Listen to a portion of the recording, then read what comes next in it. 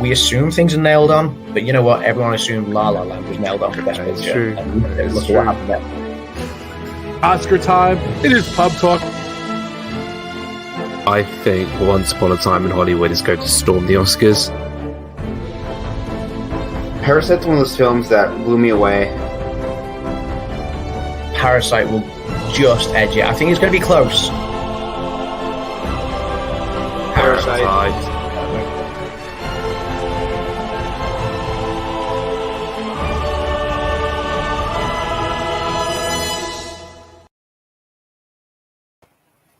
And we are live. It is Oscars season. It is award season.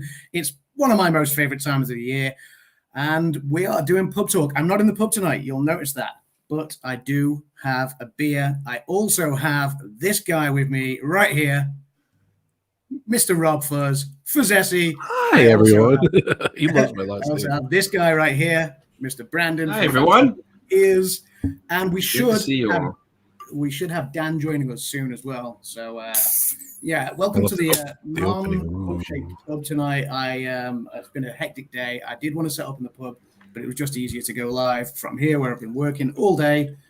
And, how we doing, guys? I'm doing great. Thanks for asking. Doing good. And I don't think of a better time to have this poster hung up. Great movie ride. Because we are about to enter hopefully we are about to enter and discuss some great movies. Because these Oscar nomination choices are interesting, I will say the least. There should be a lot of surprises this year, a lot of things that got picked that surprised me, a lot of things that got snubbed that surprised me. So I'm excited to dive in and talk about this with you guys. Yes, there was a lot of snubs.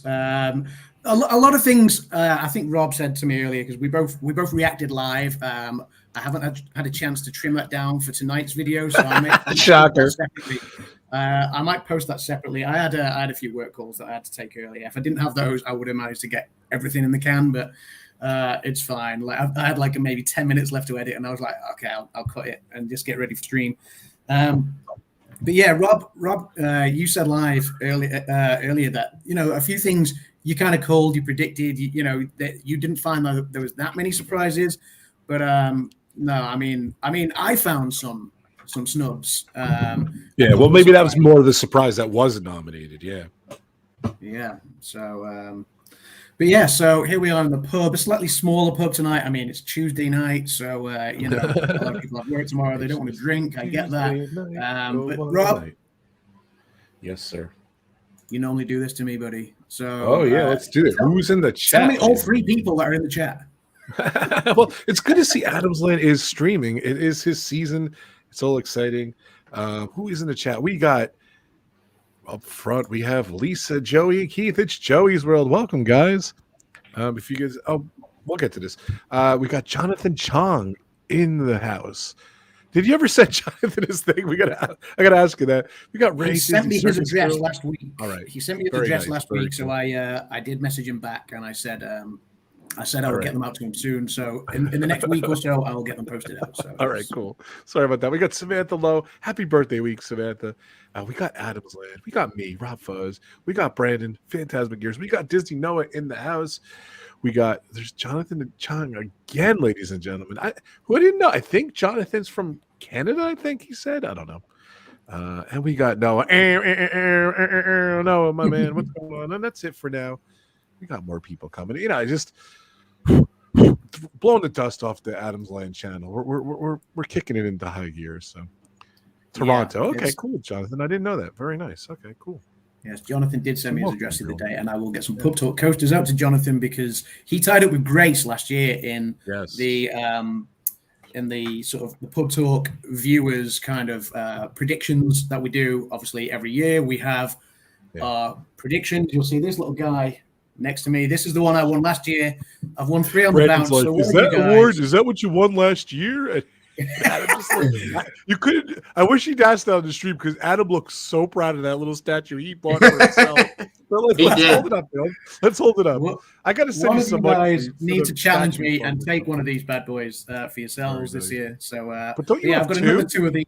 I've got three now. So. Okay, so I got to know. Moving forward, are you going to hoist that up or holster that head up somewhere over in the pub? They will go up in the pub more on a more permanent basis. But yeah, certainly I bring them out for Oscar season, award season.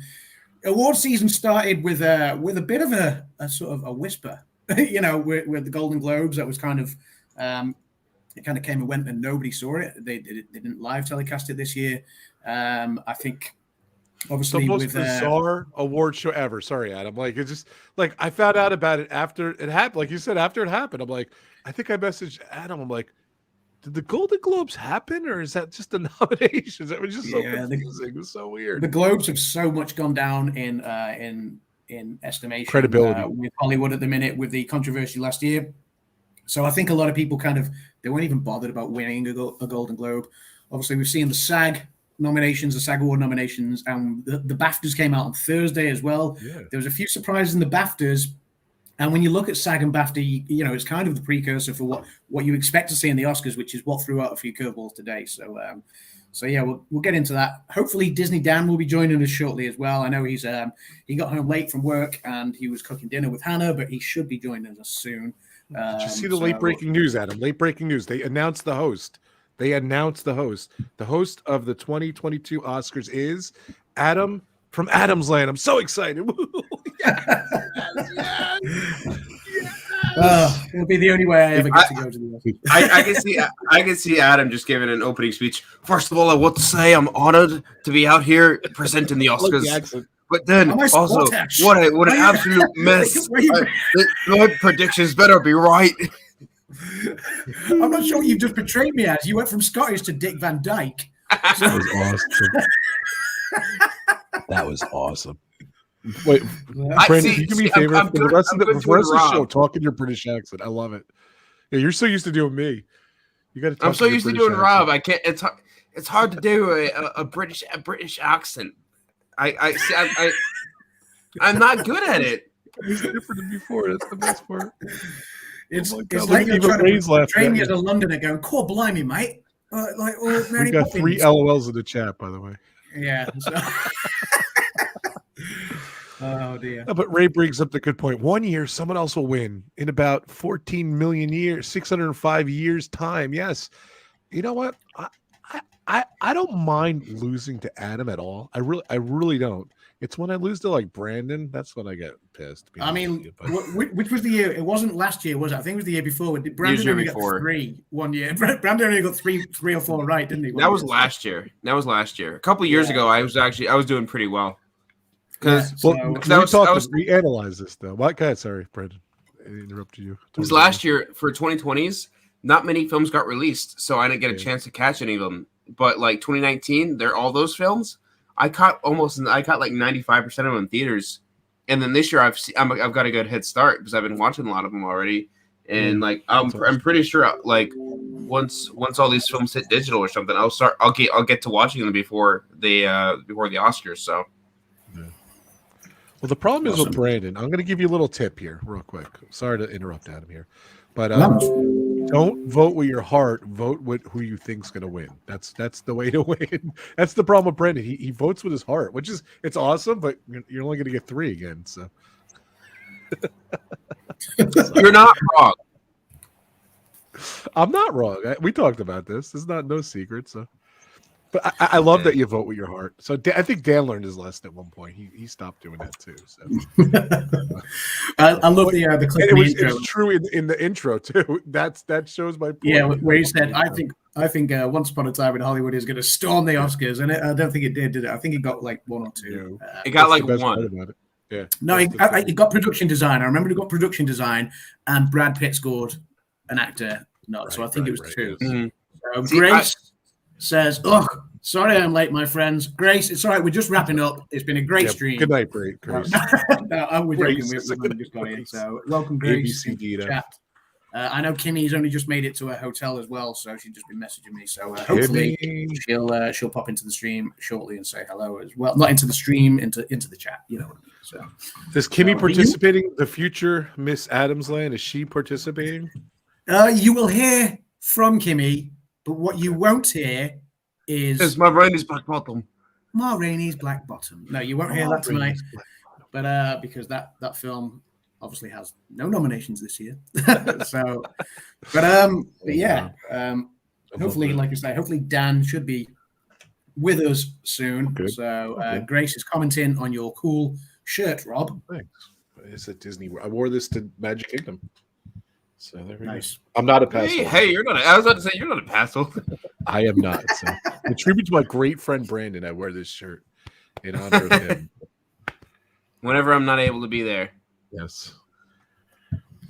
Okay, so We got you.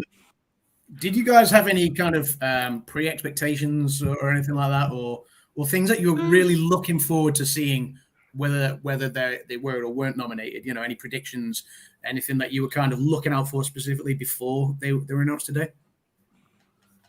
I'm going to give this one to Brandon. Can you ask that again? I'm sorry. I mean, I'm just wondering if you had any sort of I don't know, anything you were looking out for particularly today. Any films that you were hoping to see nominated? Anything you were looking to see whether it was snubbed? Yes. Actually, Jared Leto as Paolo Gucci in House of Gucci. He was snubbed. He should have gotten the best supporting actor nomination, but he didn't. Also, Tick Tick Boom, great. Andrew Garfield got a best actor nomination. This film deserved to be on the best picture list. Not Don't Look Up. It deserved to be. Let's not give away too. I was shocked that was on the list. I'll be honest with you. But, those are my like two heavy grievances though. I was most looking forward to seeing how Belfast fared, because Belfast, and I'm not going to give away any spoilers. You know, we'll go through what is nominated. I'm sure a lot of people have already seen the nominations by now, but for those who haven't, we'll cover everything. But Belfast has been hotly tipped to be one of the front runners for Best Picture. Now, normally Best Picture has certain categories that go hand in hand with it, like Best Director, Cinematography, and Film Editing. Now, at the BAFTA, Kenneth Branagh wasn't even nominated for Best Director. So that kind of threw a curveball. So this one, I was really, really kind of looking forward to seeing how Belfast did, because a lot of people have been talking about, talking it up for Best Picture. If Branagh didn't even get Best Director at the BAFTAs, what's he going to get at the Oscars? Is he going to get nominated? Is he going to get snubbed again? And same with, I think at the BAFTA, there was no film editing or cinematographer. At least another one of those wasn't given to Belfast. So it'll be interesting to see what happens with the Oscars. I mean, obviously we've already seen the nominations, but we're gonna go through them and we're gonna talk about them. So he's been nominated before for director, right? Kenneth Branagh, I believe so. I don't have the information to the top of my head. I can pull it up. Grace, our film statistician, will be able to tell us. I'm pretty sure he was nominated for Best Director. I forget what movie, but Grace is nominated. It's all right. I'll look it up as we go. So that's fine. Okay. So my things, I was a couple of things I was shocked about. Dune with 10 nominations, I actually counted them. So I'll be honest, these nominations pump me up to watch these movies. Unfortunately, I have not seen any of the Best Picture movies. I've only seen 3 of the movies so far. They were all animated movies, which is kind of funny, but it's not surprising. But I'm excited. I haven't seen any of these. And once they got that, and I'm really excited about a couple. King Richard, I'm excited about. Nightmare Alley, I'm excited about. West Side Story, I'm excited about because it's Spielberg. Dune, I'm excited about. I just went through some of those, but once the nominations come out, I get so pumped to watch these movies. I want to watch all 10, and I didn't even know till this morning. And Adam heard about it before. Spoiler alert: there is 10 Best Picture nominations. So when did you hear about that, Adam? I didn't even know about that. I heard about that. I think it was a couple of weeks ago when they said that there will be a host this year as well. So that's another thing I was looking out for today. I was hoping they would announce the host. It's you. I told you.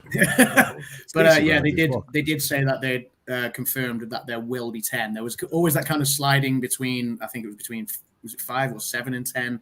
And the last few years, you've had either 8 or 9. I don't recall there being one as small as 7 for a few years now. But this year they said there will definitely be 10 Best Pictures.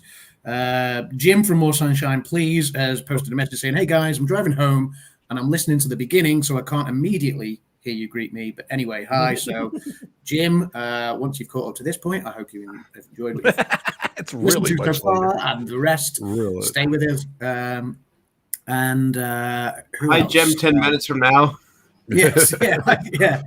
Hi, Jim in the past or the future. I love it.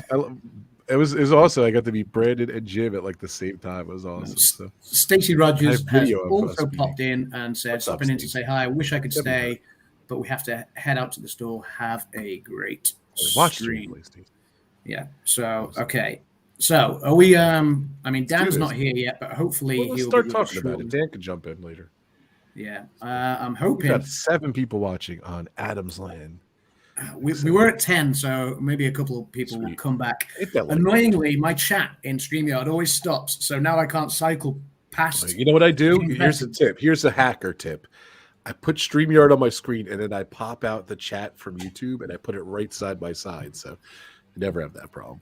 But if I want to share one like If you Jim's, want to do that, I can't, right? I can't Yeah, do, but I you'll can't see it share and you can anymore. scroll up. But Yeah, at least I you'll can't see it. share anymore on the screen, but hopefully it'll sort itself out shortly. Yeah, let's say this a few times too, Adam. If you guys want to ask your pick, Jonathan Chung says you haven't missed much, Jim. I mean, he's not wrong. we're Yeah. getting there. We're getting there. He's We're not, getting he's there. not wrong. But let's make it really exciting that Jim really did miss some good stuff. If I wanted to mention it too, and I think Adam will stand by me too. If you guys want to participate and you want to do your picks, private message me or Adam or something. And we had a bunch of people play along last year. It was a lot of fun. So if you guys want to do it, we'll say it later too. So sorry, Adam. I just wanted to get that in there. No, that's fine. And Kimmy is in the chat. Hey, Kim. Hey, Kimmy. I'm glad you made it safely to your destination. And yeah, let's let's get straight to it. Dan should be joining us shortly. I think I've said that about 15 times. We've given him chances. We've given him like 15 minutes, 20 minutes to come and join us. So we'll pop Dan in when we get to it. But the first nomination that was announced today, when they got to it, was... So it's 5:18 in the morning LA time. Yes. I never remember her name. Donna Ross's daughter, and the guy from Will and Grace did the nominee. They talked about the nominations. What's their names again? I'm sorry. I don't know, but that guy aggravated the heck out of me. Yeah. His name was like Leslie something. Leslie, that's his name. Yeah, Leslie. But He aggravated me. I have no clue where they picked that guy from. They had a few technical glitches as well. It's fair to say they suffered from a few technical glitches. I know BAFTA suffered from a few last week. I guess that's the problem with doing like a live telecast to the internet and stuff. We're prime examples on on YouTube, on StreamYard, on Pub Talk. We always have technical glitches as well. Leslie Jordan says Grace. That's who it was. Jordan. And yeah, it was. They tried for a little bit of humor. And there was a few awkward pauses, when you could tell that they were waiting for the next cue. Or they had like a firefighter from Times Square. They had first responders from a hospital. They had the WWE guy, Titus O'Neil. Where did he come from? I mean, don't get me wrong. I've met him, and he's a nice guy, really nice guy, great guy. But come on, why are you having random people? I know the little student. The theme is movie lovers unite. That's what it is. The theme for this year is movie lovers unite. So they just wanted to bring in, I guess, random people that love movies. So I love how he was like, "Oh yeah, she's seen the entire Twilight series." How does that qualify you to announce an Oscars category? He's a film. Hey! He's a film fan, Brandon. That's why. No. It wasn't Titus. It was a little student. Right, but that was doing it. But the little student. What got me was a little student didn't even pronounce Raya and the Last Dragon right. She was like, Raya and the Lost Dragon. I'm like, what? That's funny. Right. Well, let's let's get on with it. I'm sorry. I thought we had welcome Michelle as well. Hey, Michelle and Aubrey as well. Welcome Aubrey. And here we go. So the first nomination, the first nominee this year, they went for one of the big hitters straight away, which they always do, and it was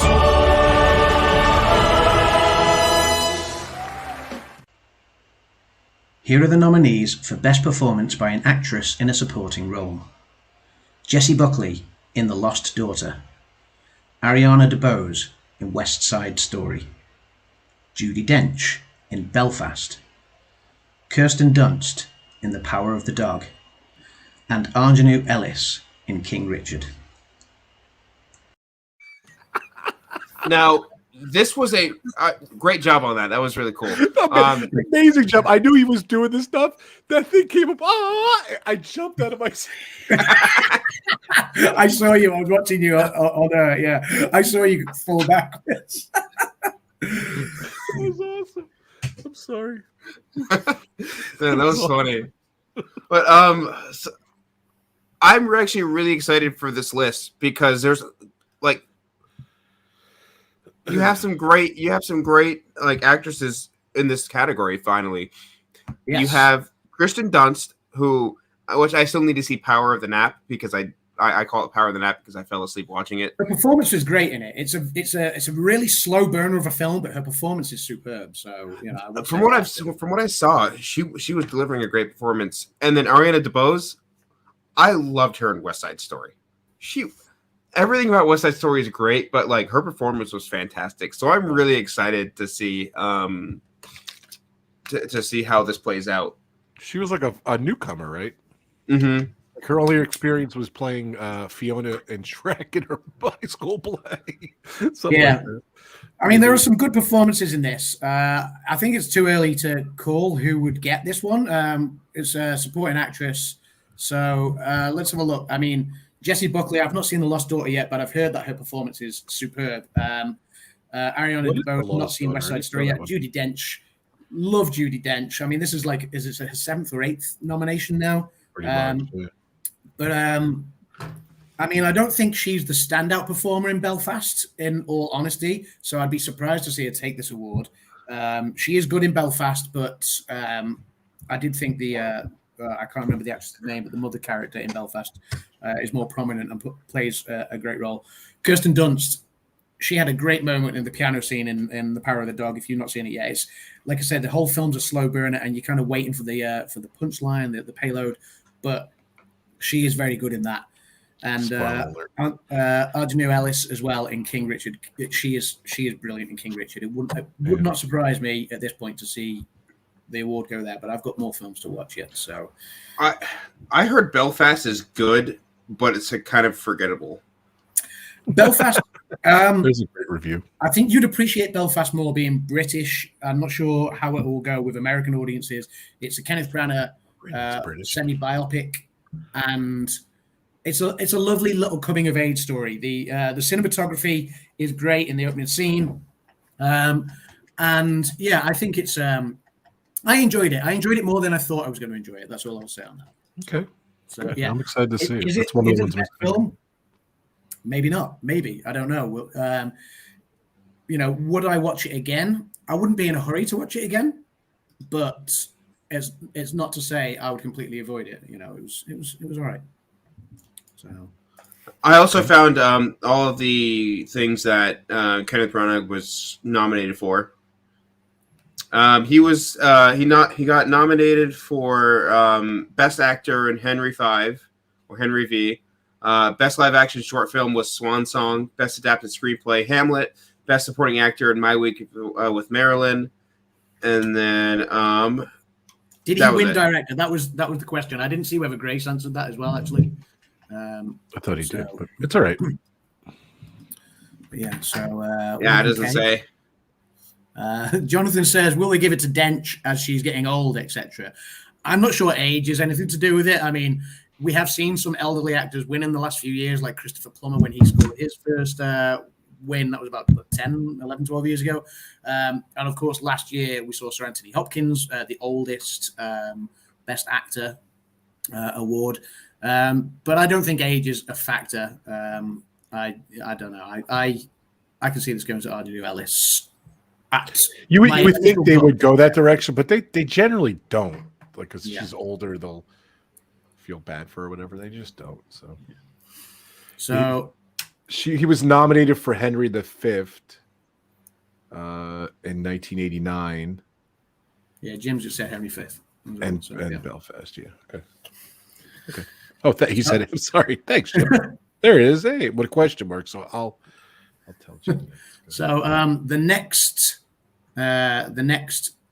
nomination announced was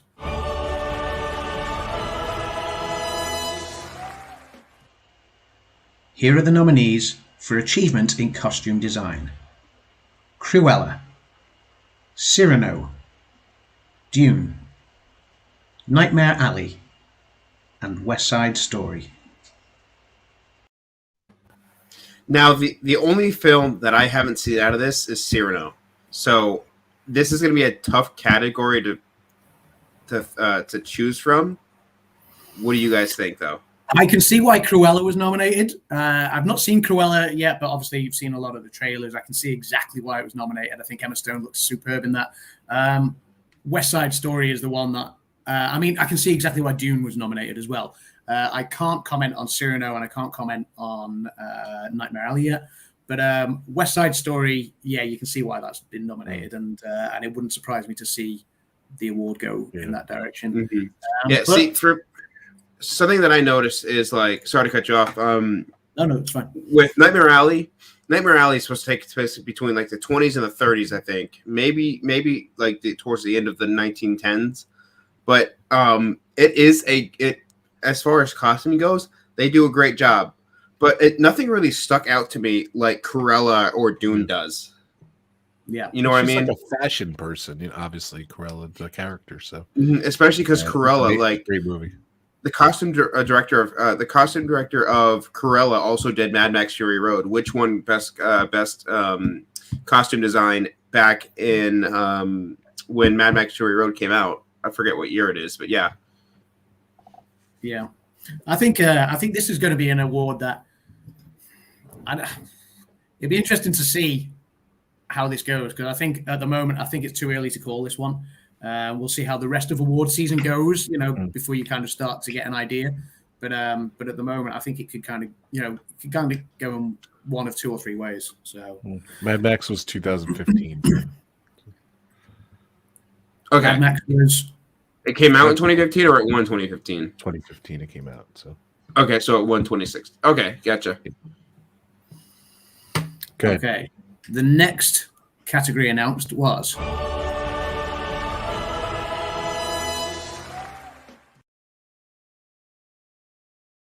Here are the nominees for achievement in sound: Belfast, Dune, No Time to Die, The Power of the Dog, and West Side Story.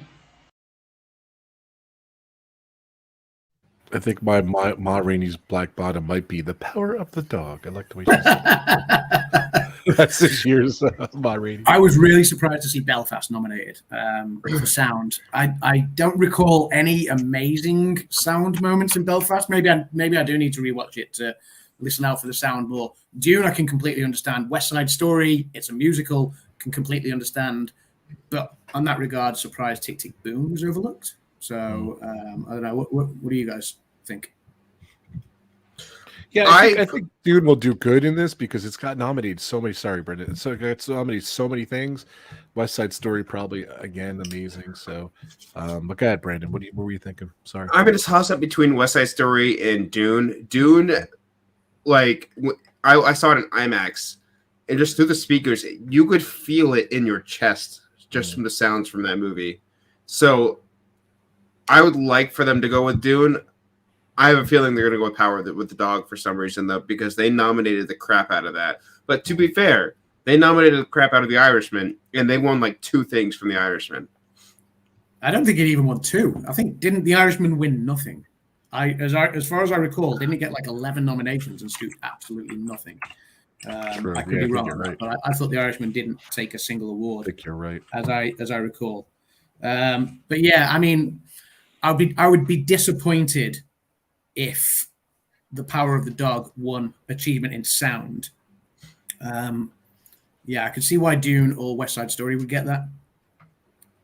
I don't know. Yeah, it didn't win anything from the Oscars. Yeah, I mean, I could see The Power of the Dog maybe taking score, but not sound. But yeah, we shall see. I think that one's, like I say, we need to see some more at the moment. But speaking of score,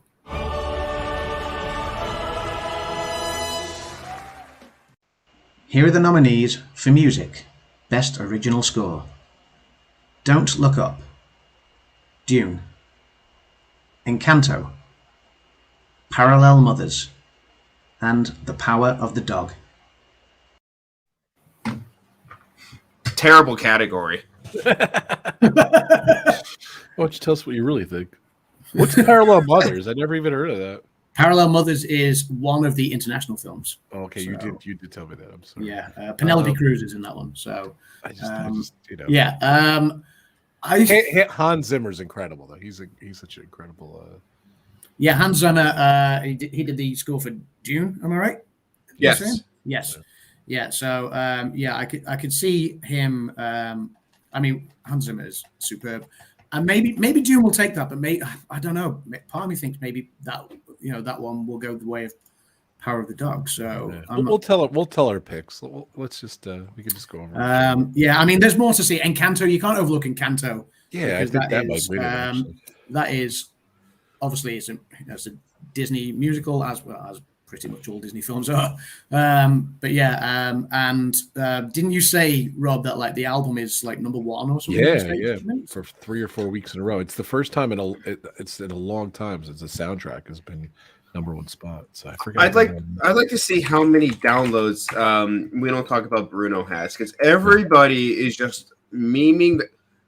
Okay. We don't talk about Bruno has 127 million downloads, and it's almost at 128. That's just Spotify.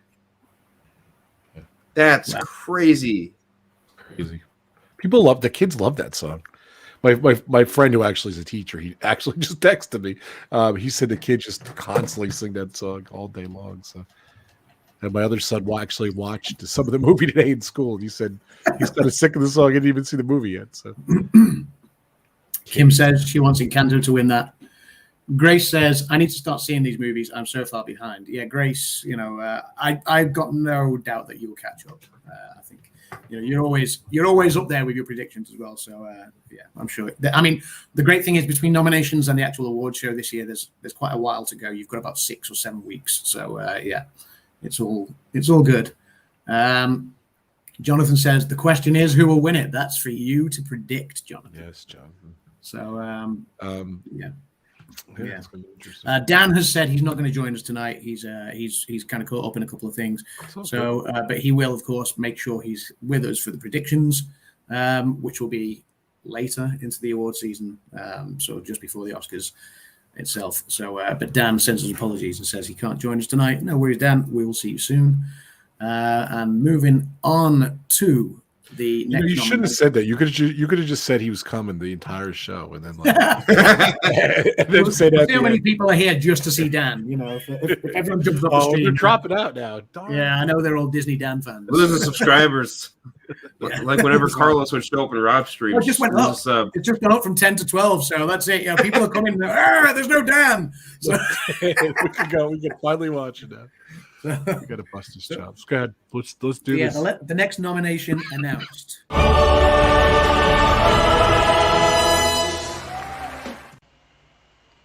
Here are the nominees for Best Adapted Screenplay: Coda, Drive My Car, Dune, The Lost Daughter, and The Power of the Dog. So, as somebody who has read Dune, I agree that this should have been nominated. Cool. Are you saying this from a Star Wars fan point of view as well, given that Star Wars basically plagiarized almost everything in Dune? No, because I've read Dune and I liked how they adapted it, because the 1984 film, they did okay with it, but this the 2021 version, they took it and ran with it much better than yeah.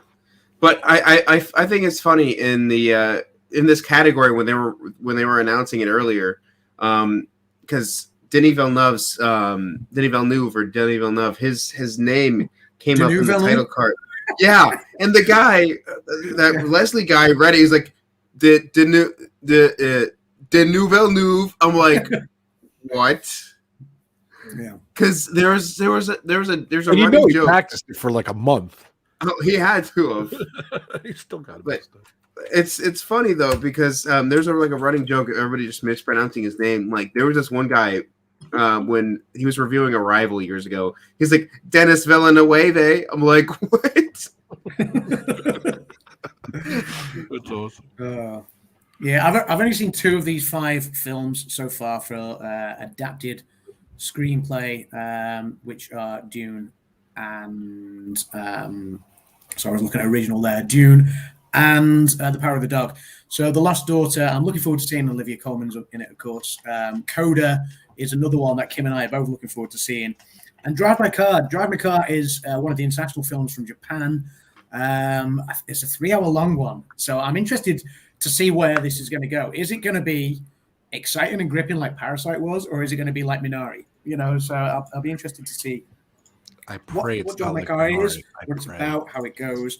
But yeah, I mean, it's interesting, and we'll get to it in a moment. But when it came to the international films, that since Roma was nominated and hotly tipped for Best Picture 3 years ago, and then of course Parasite last year, the international films have started really growing in the prominence. Sure.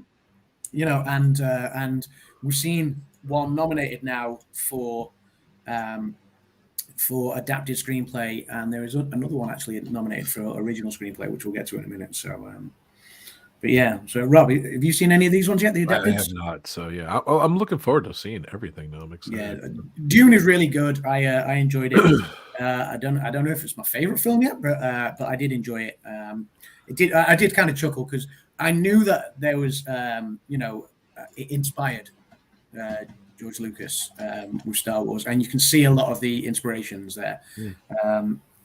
So yeah, and The Power of the Dog, like I say, it's a slow burner, but it has got a good payload at the end. So that's what I will say. The others I'm yet to see, but obviously hand in hand with adapted screenplay. You okay? Yeah, I don't know. I keep yawning and my eyes are popping. It's early for you. And once I found out Dan was not coming, I'm in a wreck. Mentally checking out. Sorry, guys. I meant to check. Hand in hand with adapted screenplay, the next one was Here are the nominees for Best Original Screenplay: Belfast, Don't Look Up, King Richard, Licorice Pizza, and The Worst Person in the World. And The Worst Person in the World is from Norway. Ever. Although I just noticed that those snippets of text are taken directly from the Academy's website, and I've just noticed that they've actually made a typo. They didn't put a space between person and in, so it's now The Worst Person in the World. I think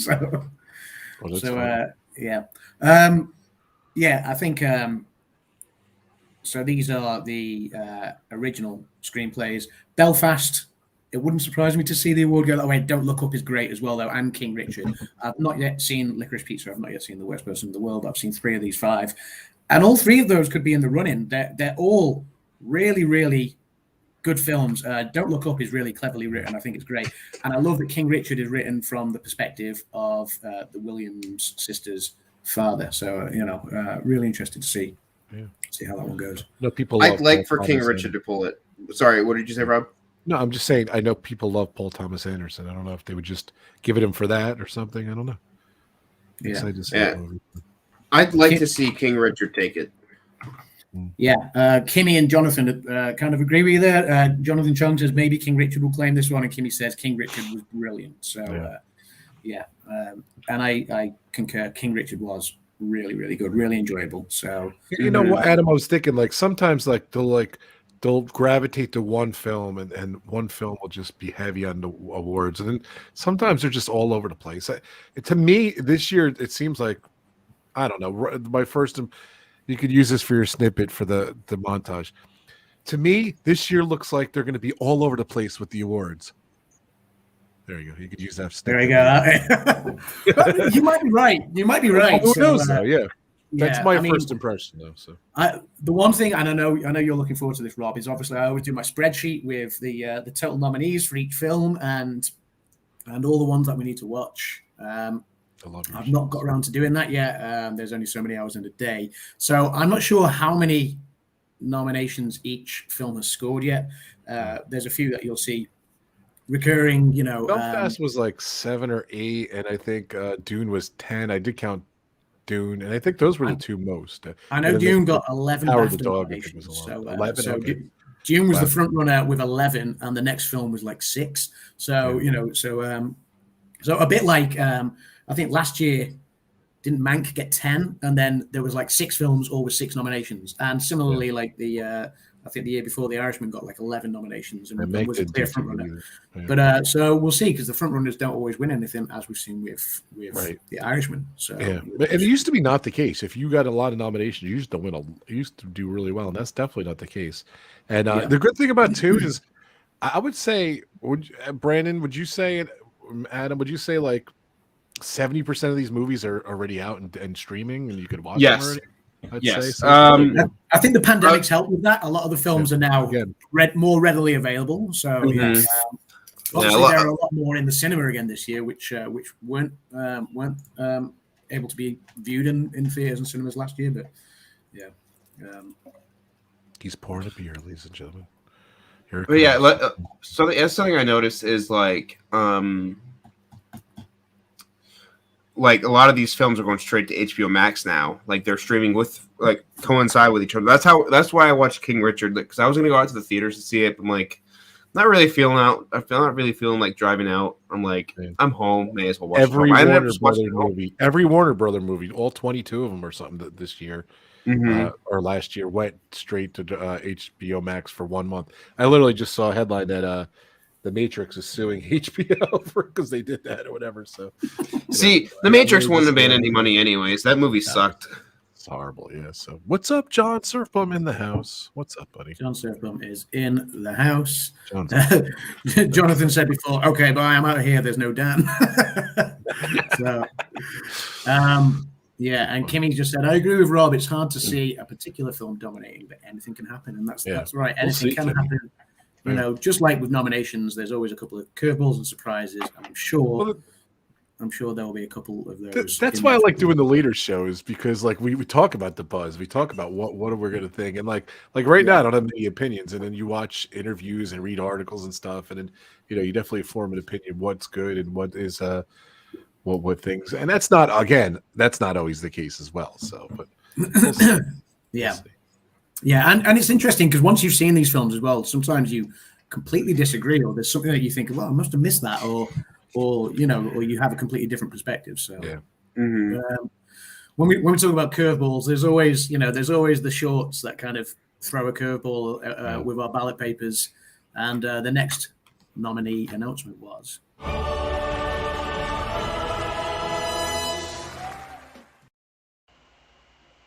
Here are the nominees for Best Animated Short Film: Affairs of the Art, Bestia, Box Ballet, Robin Robin, and The Windshield Wiper. I'm going to need to watch all of these because I haven't seen a single one.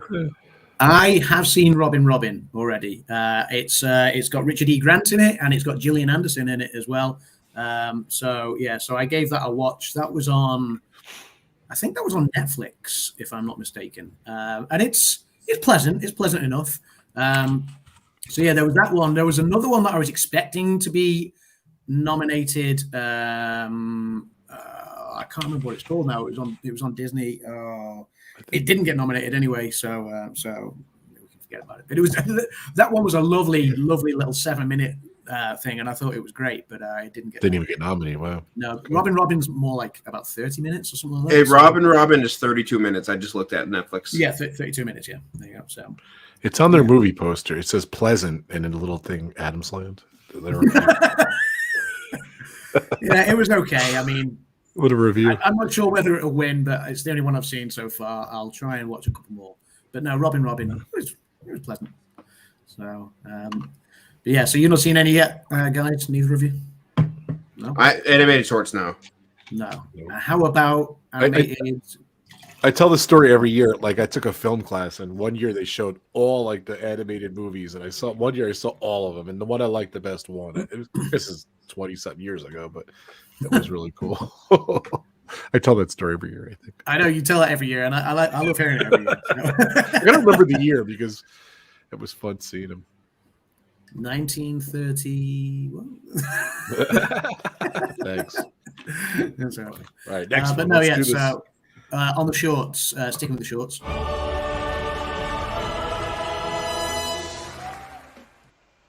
Here are the nominees for Best Live Action Short Film: Alakachu, Take and Run, The Dress, The Long Goodbye, On My Mind, and Please Hold. Wasn't there a film called The Dress last year? Thought so. I think you might be right. There was it last year or the year before? Yeah, I think you might be right. But this one's obviously a live action short. Mm-hmm. Not seen any of these ones, I'll be quite honest. So, I always, because we've got more time and I've already watched or seen some of the films in lieu of today's announcements or nominations, then I'm hoping to be able to fit more in this year. I mean, I always try and up my my efforts to see everything that's nominated each year. I know I won't get around to everything, but we'll see. We'll see how it plays out. I will always try and find especially on given that a lot more streaming a lot more streaming sites have a lot of these films now. Netflix, Amazon Prime, Apple, so Disney Plus. So that was the thing we didn't talk about. It like it's in March. Yes, it's and so it's late far March. away. Yeah. Normally, like the Oscars nominations come out, and you have like 3-4 weeks, maybe 5 weeks. Yeah. This one you've got like 6 or 7 weeks, so there's quite a long gap. Yep. So so yeah, but back into one of the big hitting categories.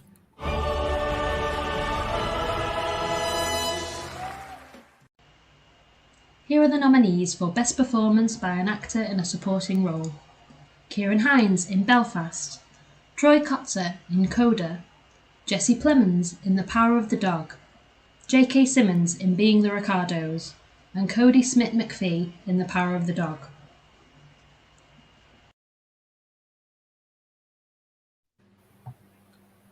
Okay, don't get me wrong. J.K. Simmons in Being the Ricardos was good. I don't think he's Oscar worthy for this one though. He's great in some of his other roles. This one didn't do it for me. J.K. Simmons is great in his other roles. This film didn't really do it for me. What really kind of Whiplash, didn't he? So yes. What he deservedly won it too. Whiplash. Oh right. Yeah, he won this for Whiplash a few years back. Yeah, he deservedly won that. My issue is Jared Leto should have easily gotten put into this category. I don't care. Jared Leto as Paolo Gucci is one of the best characters in House of Gucci. I don't care if I'll get backlash or anything. A lot of people don't like him. I loved him in that movie. I was surprised that Jared Leto was overlooked for House of Gucci in this one. I'll be quite honest. I don't know. Whose place he would have taken. I mean, I've not seen Being the Ricardos yet, but I'm looking forward to seeing it because J.K. Simmons. Obviously, you've got both Jesse Plemons and Cody Smith-McPhee, who's getting a lot of plaudits right now for The Power of the Dog. And then who else have you got in there? Give me 2 seconds. You've got Ciarán Hinds for Belfast. I liked his performance. I'm not sure. I was surprised to see him heading up for an Oscar in this one, but I mean, he was good in it. Don't get me wrong; he was very good in Belfast. But I wasn't sure if he was in the movie enough. And then Troy Kotsur in Coda, I'm not sure. I've not seen that film, so I can't comment on that one. Adam, did you see Last Night in Soho? Not yet. No. I think that should have made a couple nominations, at least for cinematography. Yeah, what happened to that? I thought it was. I think it got a few BAFTA nominees, but yeah. See, it deserved some Oscar noms. Edgar Wright put his heart and soul into that one. Mm. Have you seen any of these performances, Rob, yet? Or? I have not. No, I just haven't. I'll get there. You will get there. You will get Excited. there. Okay, the next Got a lot of time. You have got a lot of time. Yeah. But don't rest on that, because I've done that in the past. I've gone, that's time. And then suddenly you're like, oh, there's a week to go. I've only seen like 6 films. I think I want to go see Sound of Music. I'm so stupid. The West Side Story. West Side Story. I'm really. It's still played in the theaters. I believe it or not. I think it's it might be the last weekend it's out, but I still want to see it. So. See, West Side Story is great. It's literally a carbon copy of the last one with just like 2 or 3 changes. But overall, it's still a great film. Steven Spielberg did great with it. Okay. Jonathan Chong's not seen any of the movies yet.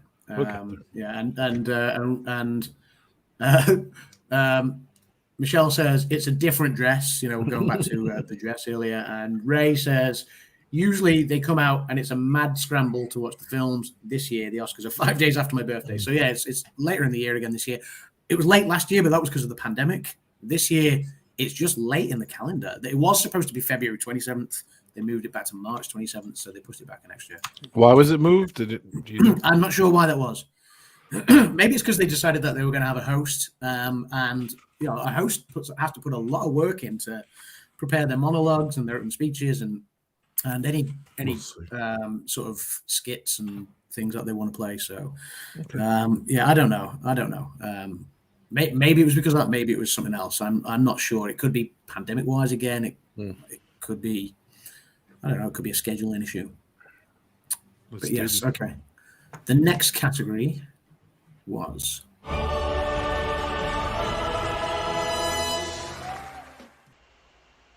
here are the nominees for achievement in film editing. Don't Look Up, Dune, King Richard, The Power of the Dog, and Tick, Tick, Boom. I didn't realize Tick, Tick, Boom was up for best editing. Yeah, I'm glad it was. Adam, you saw that? You remember that scene where they're singing while they're having that argument scene in Tick, Tick, Boom? Yep. If anything wins, if there's any scene that deserves best editing, it's that scene right there. That scene better win. Great, yes. Editing for Tick, Tick, Boom is really good. I was really pleased to see that one get nominated, because I think in the BAFTAs, it was overlooked. I don't think Tick, Tick, Boom scored anything in the BAFTAs. I could be wrong. I need to double check that. It's been a few days since I looked at it. But Don't Look Up's got great editing. Dune, okay. King Richard, Power of the Dog. But Tick, Tick, Boom for me. It's up here for me. Yeah. I think Tick, Tick, Boom is superb. So yeah. I've seen all of the films in that category actually. So yeah, it's awesome. Yeah. So the next category. So you're going with Tick, Tick, Boom there, aren't you, Brandon? Like as an early gut feeling, you'd like to see it go that way. This is obviously it's not your prediction, but this is where you'd like to see it go. Rob, it's kind of pointless asking your opinion right now. Thanks, man. But no. Tick, Tick, Boom really stands out there for me too. So, have you seen Tick, Tick, Boom? I have not. No. Okay. Looking forward to seeing? I'm looking forward to seeing everything. To be honest with you. So yeah, it is good. So getting there. So my election's going off. I'm gonna get a T-shirt that says I'm getting there. Yes. Okay. Ooh.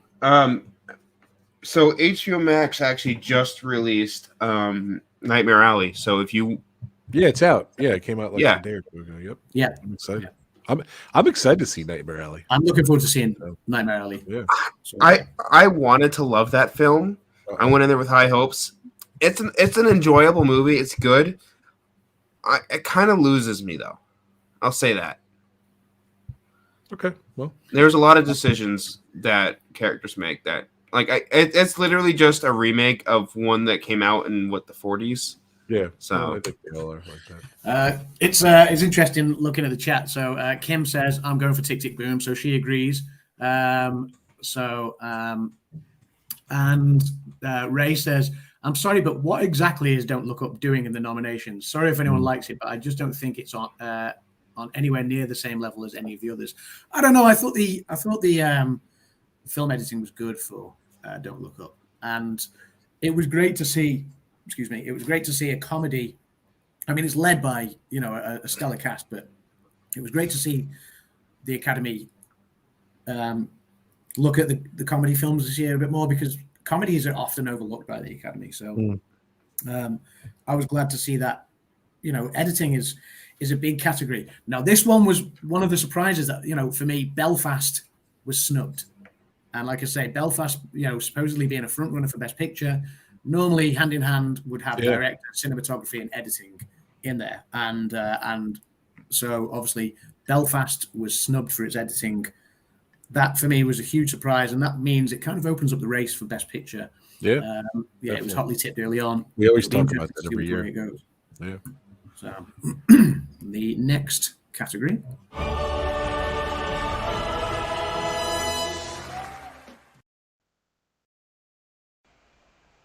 Here are the nominees for achievement in makeup and hairstyling. Coming to America, Cruella, Dune, The Eyes of Tammy Faye, and House of Gucci. On a second thought, too. Well, hold on a second. On a second thought, I'm really upset that there's not a movie with 50 words in the title like Kimmy had to read last year. Really dumb, so.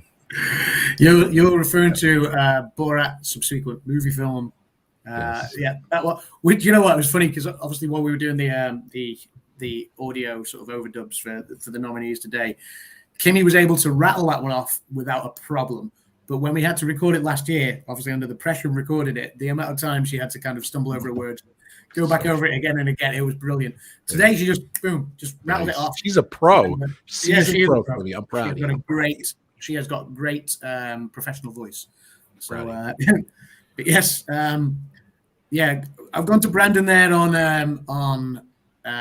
makeup and hairstyling, because there was a film in there that you were surprised to see, and then also House of Gucci gets nominated in this one. What are the nominations for this list again? I just read through them and I was about to say something and I forgot. Okay, makeup and hairstyling. Coming to America, Cruella, Dune. Yep. Tammy Faye and House of Gucci. See, Coming to America. That movie sucked. I don't mind saying it. That movie was crap. Yeah. But I can see it getting makeup and hairstyling. But there's so many other films better than Coming to America that could have been nominated for hair and makeup. But makes no sense. I'd like for House of Gucci to win hair and makeup. Again, for Paolo Gucci. They make Jared Leto unrecognizable in this film. Like, yes, he is he is, and Lady Gaga looks great as well in this film. Did the original Coming to America get an Oscar nom? Out of interest, does anyone know? I don't think so. No. Nope. Yeah. So interesting that Coming to America has got a nomination in this one. Dune, you can understand. Cruella, you can understand. Yeah. And what was the other one? It was The Eyes of Tammy Faye. Not seen it yet, so I can't comment. But yeah, Coming to America, you could see it scooping. I can't actually. No. I'm gonna apologize here. Hold on a sec. Coming to America from all the way back 1989, Best Costume Design. It was nominated for. Oh, wow. Okay. So, yeah. Rick Baker, the amazing Rick Baker, was nominated for Best Makeup back then. I remember us asking the same question when Borat was nominated last year, and we were like, "Did the original Borat get nominated?" And I think it did as well. So yeah. So the picture on my screen is on your left is Jared Leto. On your right is Jared Leto as Paolo Gucci. I think he looks so much better on the right. It's really good, isn't it? That is. You can totally see. I mean, you can totally see that House of Gucci might scoop this one. I really hope it does. Like they even made like Adam Driver. Adam Driver has a super recognizable face. There's a lot of films out there nowadays that like you'll see an actor in. You don't see them as that character. You see them as, oh, okay, it's okay, cool. It's J.K. Simmons. Oh, cool. It's Andrew Garfield. This film was different for me. Like even with Adam Driver, I'm like, that's Mauricio Gucci, or like Lady Gaga. It kind of looked like Gaga, but not that much. You'd be like, okay, that's Patricia. Yeah, it's you buy into the character more. You buy into the characters. Like yeah. Same can be said about Cruella. I didn't want to see Emma Stone in that role. I saw Cruella the entire movie. Yeah, I think it'll be interesting to see which way it goes. I'd like to see how Seguchi take that one, but you could see Cruella maybe taking both costume and makeup and hairstyling. So yeah. Let's go on with it.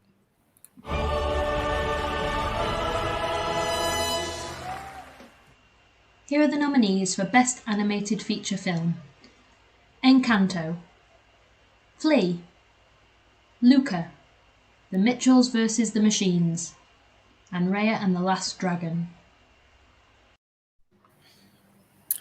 So 3 there for Disney. Interesting category. I mean, you have to see that. Go on.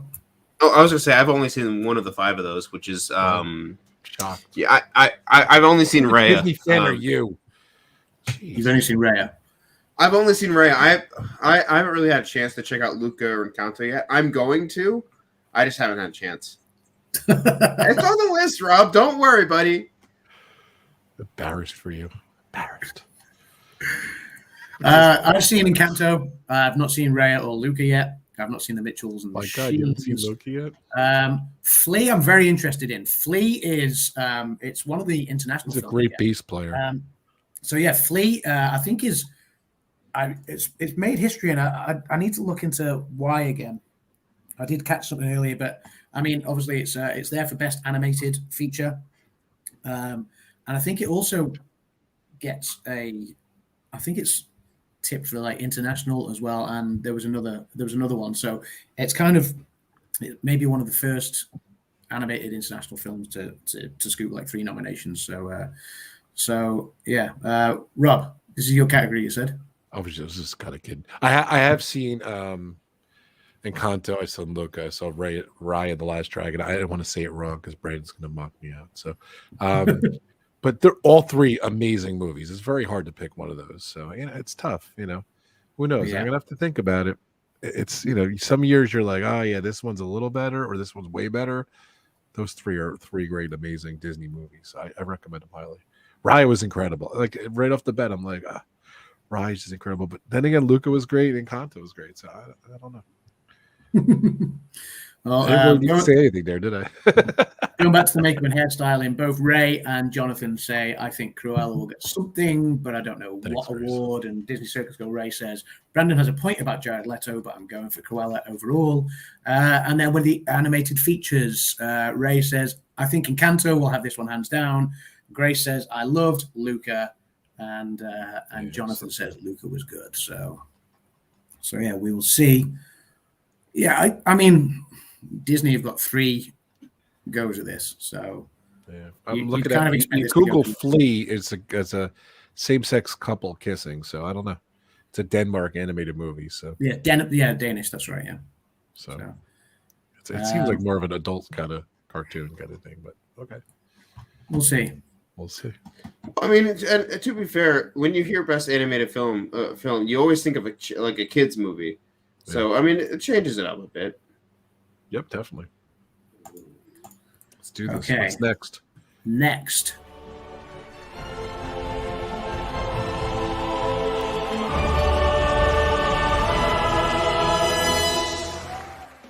Here are the nominees for music: Best Original Song: Be Alive from King Richard, Dos Oruguitas from Encanto, Down to Joy from Belfast, No Time to Die from No Time to Die, Somehow You Do from 4 Good Days. That might be my favorite Kimmy right there. one for content. I had no clue what to say. I was trying to tell the kids today. That opening was awesome. Say again. That opening, that title card was awesome with the James Bond. Yeah, it was awesome. I was going to say you did an amazing job. Cheers. I think No Time to Die needs to take this. Billie Eilish was great. Billie Eilish did great. Like what sucked was it took 2 years from when that film or that song first released to finally make it in the film. Yeah. It made me laugh because I was kind of looking through the nominees earlier, and I was like, wow, you always see certain people or certain sort of nominees each year, whether it be an editor or a cinematographer, a director, whatever. And I thought, wow, this year we're gonna see someone not nominated for a while. No, she snuck in right at the end. Somehow You Do from 4 Good Days. Music and lyric by Diane Warren. So I was like, he always gets nominated. So bless her. So maybe she'll take that. I don't know. It's I've not seen that film. I think the only nomination for that film is the best original song. I don't know. Maybe we know Diane Warren is Oscar's royalty, but I don't know. Be Alive from King Richard, Dixon and Beyonce Knowles. Or Beyonce Knowles Carter, Dos Orguitas from Encanto, a great film, a great film, a great song. Down to Joy from Belfast, from Van Morrison. Maybe No Time to Die, Billie Eilish. Yeah, I think it may well go to Billie Eilish there. Diane Warren's got 13 nominations for the Oscars. 13. Wow, holy 13 nominations. I don't think she ever win. I'm not sure she's ever won. She must have won one, surely.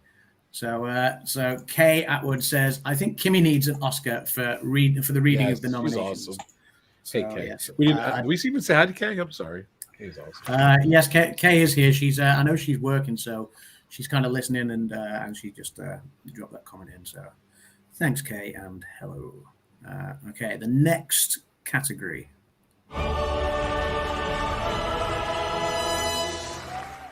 Here are the nominees for Best Documentary Short Subject. Audible, Lead Me Home, The Queen of Basketball, 3 Songs for Benazir, and When We Were Bullies. Another one of those that can completely disrupt your ballot paper. I have seen Audible. Audible is on Netflix, I believe. It's about 38 minutes long. I watched that the same night that I watched Robin, and Audible was quite good. I did get into that. I've heard a lot of things about the Queen of Basketball as well. I've not seen it, but that one is getting some early props, early kind of praise. So I don't know. Maybe the Queen of Basketball will get that one. But yeah, Audible is very good, and I did enjoy that one. I think. Obviously, we saw with Sound of Metal last year that the Academy sort of, it was a strong, powerful film about deafness, and it's something that's kind of been overlooked in the film industry for a long time.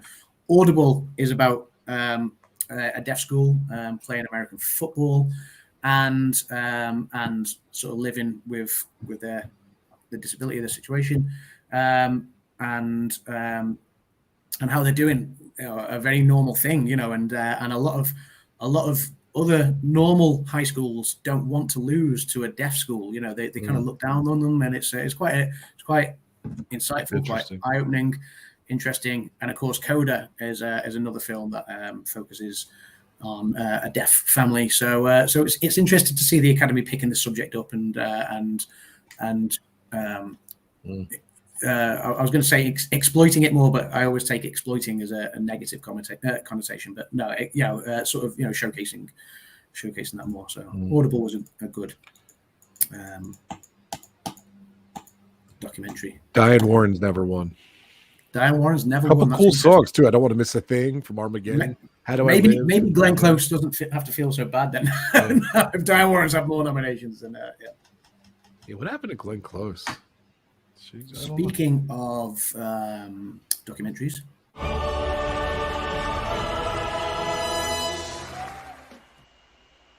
Here are the nominees for Best Documentary Feature: Ascension, Attica, Flee, Summer of Soul, or When the Revolution Could Not Be Televised, and Writing with Fire. Well, there's your film with 50 words in it. Thanks, Kimmy. Which one? The Summer Soul one? Yeah, that's because Questlove did that one. That was over the summer, came out. So speaking of Summer Soul, so that, I'm looking forward to seeing it. I was looking at BAFTAs before, and I see there's a documentary on Jacques Cousteau, and I was like bummed. Like, why didn't he get nominated? Why did that documentary got nominated for Oscars? But I don't know.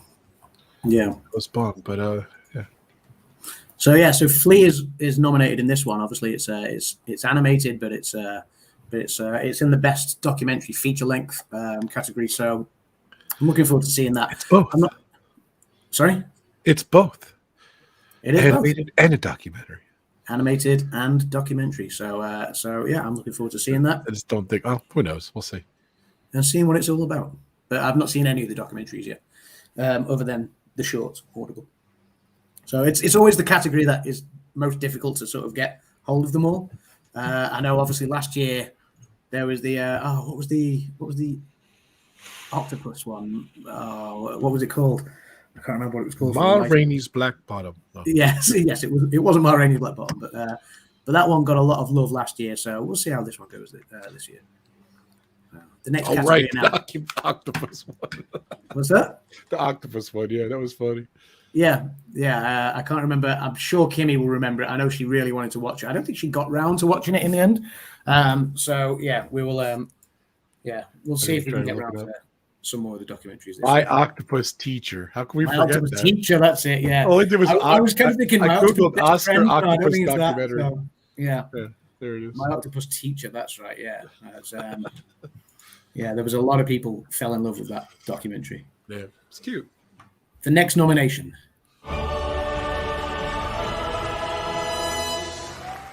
Here are the nominees for achievement in visual effects: Dune, Free Guy, No Time to Die, Shang-Chi and the Legend of the Ten Rings, Spider-Man: No Way Home. So we know which one Brandon's going to vote for in this category. Actually, It's a tough one. I actually find it hilarious that Free Guy actually got a nomination in this category. Free Guy was awesome. That was a good movie. Yeah, don't get me wrong; it was a really good film. Yeah. Not visual effect. I mean, it had good visual effects, but I don't think it should have been nominated. Yeah. Spider-Man was great. I love that film, but it did nothing special for the CGI. Like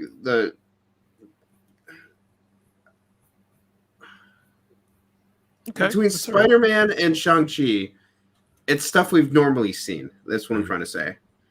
Because like the film itself, both of those films are great, but it's nothing new, you know. Do you think Dune maybe is in a chance? In with a chance? I have a feeling Dune will take it. Yeah, I think. I mean, I've only seen out of this list Dune. Yeah, I've only seen Dune out of the five of them. So I've got a lot. Free Guy was great. Shang-Chi was great. I haven't seen Spider-Man. I'm embarrassed, but that's, yeah. So Brandon's seen it 16 times, so it makes up for me. Seriously, 5 times you've seen it? 5. 5. But yeah, it'll be interesting. I'll catch up on that category. Rob, what's your gut feeling? You know, I think Dune's going to take it. Like all those other movies are great. I think they're just going to wash out. Because I think who knows? I'm going to dominate this year. Woo! There you go. Use that sound. I don't know. You know what's funny is we'll be snagged. I don't know. You lagged halfway through that, so you're like, I'm going to be the bet this year. I did on purpose. I hope it didn't lag on because it came through fine for me. So we'll see how it. Let's do it again on the stream. Put me big. Okay. 2020 is my year. I'm going to take it from Adam. I'm going to do it. That was 2 years ago. 2022. What did I say? You said 2020. You said 2020. 2022. No. 2022 is my year. I'm going to take it from Adam. That statue is mine. With regards to 2020, this guy says differently. That's 2022. Whatever. Maybe I didn't. Okay. The next Jonathan category.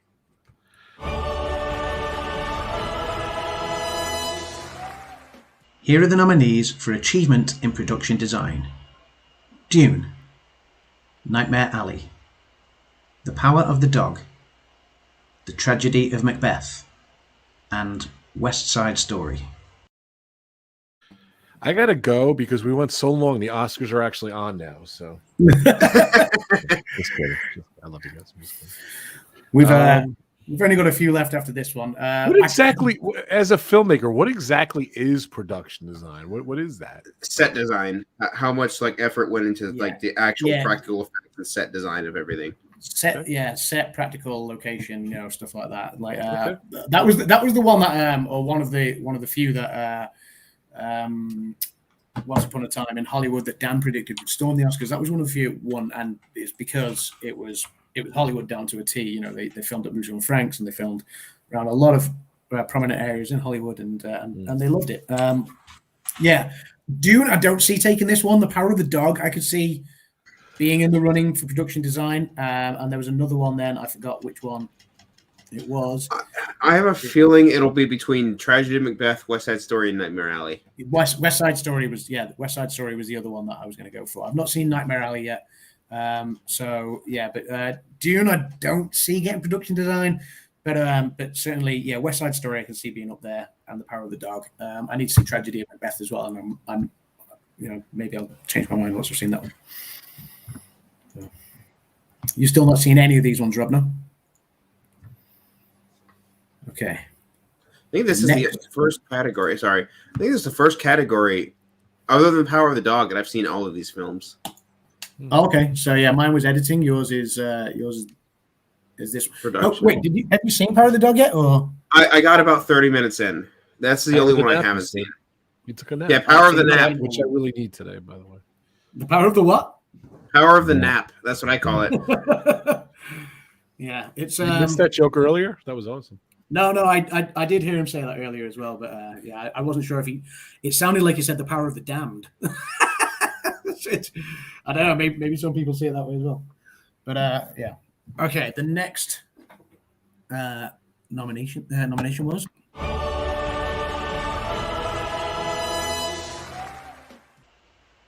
Here are the nominees for Best International Feature Film. Drive My Car, Japan. Flee, Denmark. The Hand of God, Italy. Lunana, A Yak in the Classroom, Bhutan. The Worst Person in the World, Norway. Kimmy keeps bringing on the hits. Lunana, Yak of the Dog, whatever. It's another. Lunana, A Yak in the Classroom. That one I'm really interested in. A Yak in the Classroom. I want to know what that one's all about. I want to know if Jerry is going to be doing the noise of the yak like in Ace Ventura. Yeah.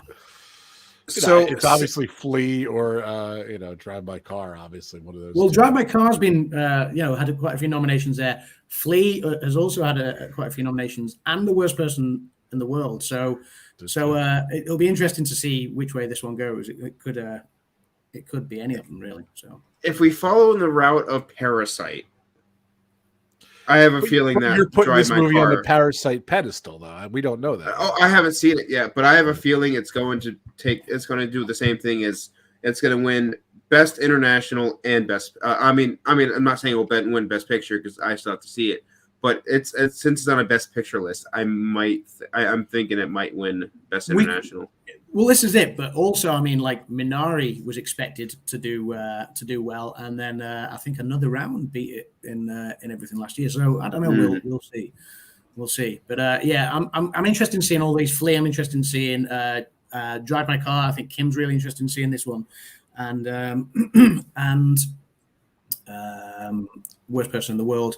Obviously, like I say, I'm looking forward to seeing Lunana, A Yak in the Classroom.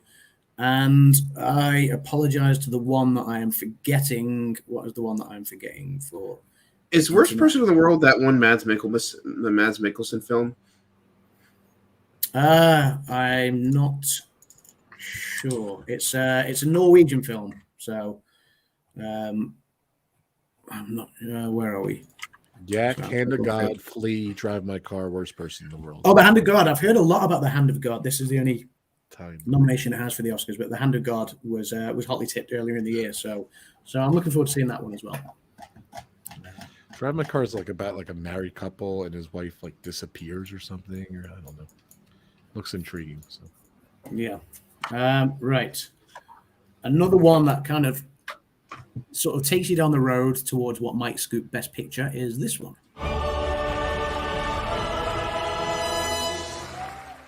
Here are the nominees for achievement in cinematography: Dune, Nightmare Alley, The Power of the Dog, The Tragedy of Macbeth, West Side Story. So Belfast snubbed again, which is a huge surprise. That was a huge surprise for me today. Belfast not getting a cinematography nominee. The opening scene in Belfast is superb, and I was convinced there and then. I was like, that is what's going to scoop it. It's cinematography nomination. It didn't get it. So yeah, Belfast snubbed there.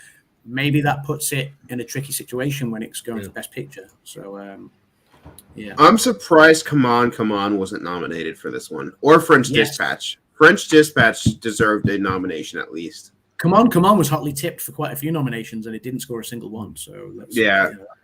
Between Come On, and French Dispatch, those are both that should have been on this list. Yeah. What do you think, Rob? That definitely sparked my thoughts. What you said about Belfast not making it to here, so it's going to be interesting. So we'll see. Oh yeah, not to mention Edgar Wright's Last Night in Soho. The cinematography in that film was great. Yeah. Yes. Yeah. I don't know. It's too early. We'll see. But this takes us down to the 4 remaining big categories, starting with.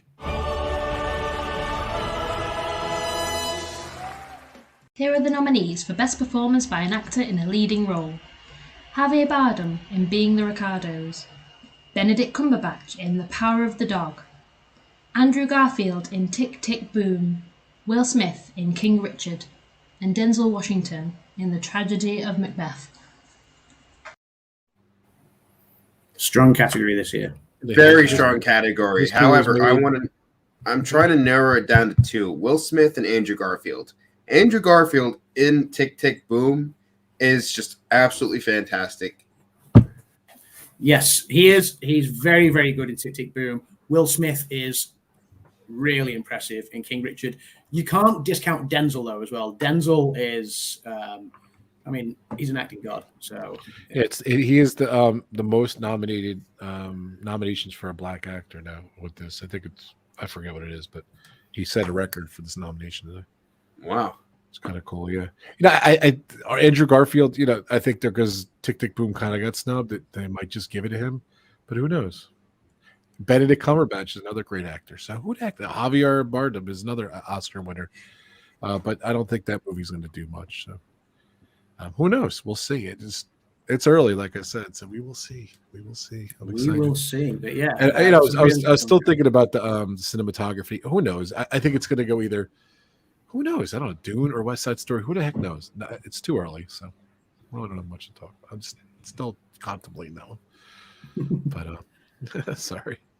But yeah, so following on from actor in a leading role, we have.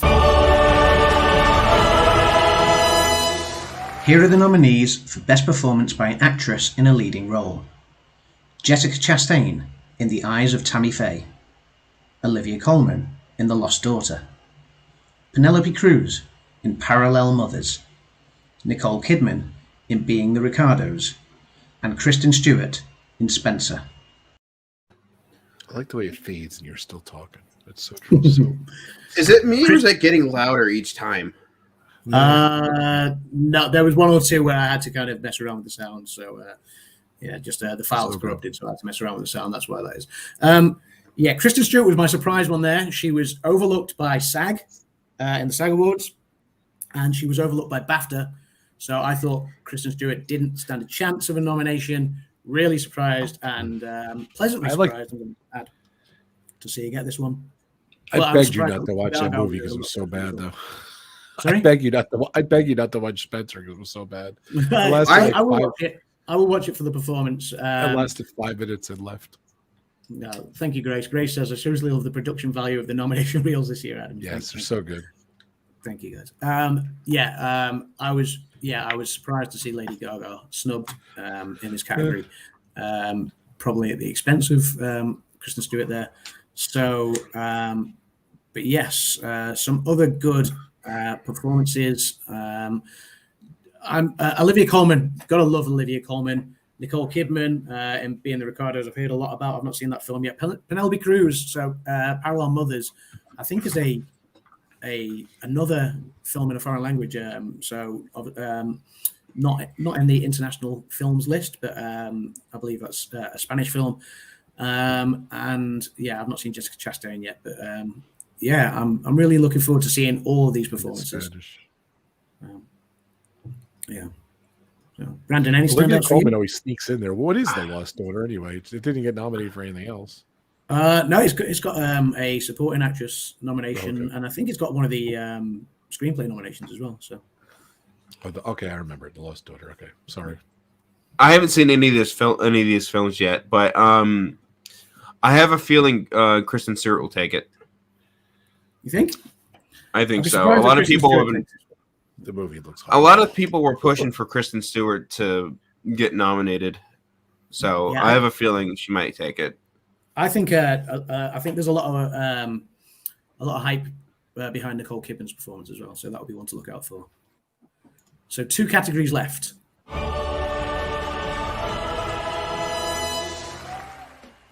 Here are the nominees for Achievement in Directing. Kenneth Branagh for Belfast. Ryusuke Hamaguchi for Drive My Car. Paul Thomas Anderson for Licorice Pizza. Jane Campion for The Power of the Dog. Steven Spielberg for West Side Story. You guys just keep on talking about this one. I just need to go and see the dogs. Steven Spielberg could make a movie about paint drying. He'd get nominated for an Oscar for it. So I think this is going to go.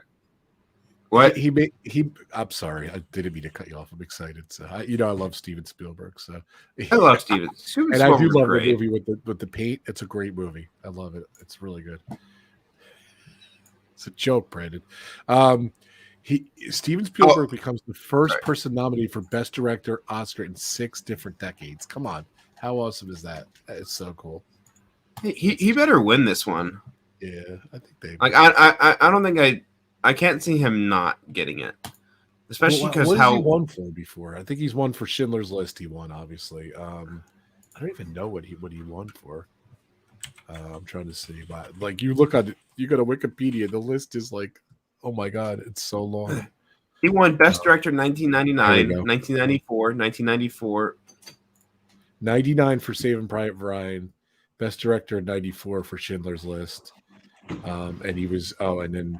What's the Best Picture for Schindler's List won that same year, and that's the only 3 he's won for Academy Awards. He's won 3 Academy Awards, so pretty awesome. So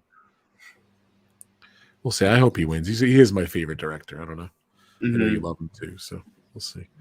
I got to go walk the dog. You keep it going, Brendan. Right? Oh my gosh! I was about to be like, "Hi, everybody. How is everybody doing?" Hi, everyone.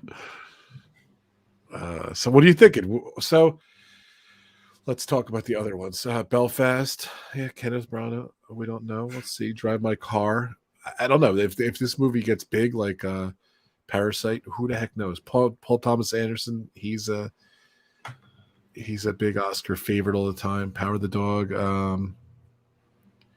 Power of the Snooze. Whatever. What was the Power of the Nap? Power of the Nap. Power of the Nap. When I was joking around when shout out to the Cinema Chat. The Cinema Chat's a group chat that I have with a bunch of just other film enthusiasts. But we were making a joke. We made a joke. We were like, Power of the Dog, Power of the Nap I just took. I need a nap so bad. I keep yawning. Sorry about that, guys. Steven Spielberg hopefully will win. I just think it's going to be Belfast or West Side Story, Steven Spielberg. But I'm not sure. I don't know. Sorry about He's that. back, ladies and gentlemen. Sorry. Yeah, sorry about that. Yeah, so best directors. Sorry, I've missed what you guys have No, I was just we're looking at Steven Spielberg. How many he actually got nominated for? He set a record. Adam, I said 2 seconds ago. He has in what was the thing? In 6 different decades. There were 6 different decades. Yeah, 6 different decades for a nomination for best director. Incredible. Start with Close Encounters, and obviously, he's only won twice. He won best direction. He's won 3 times. Sorry. Best director for Saving Private Ryan, and then Schindler's List won Best Picture and Best Director. So hopefully he wins. I even if the movie doesn't win. Yeah, I mean, it's good to see that Kenneth Branagh got nominated in this one for Belfast because he was completely snubbed in the BAFTAs for Best Director as well.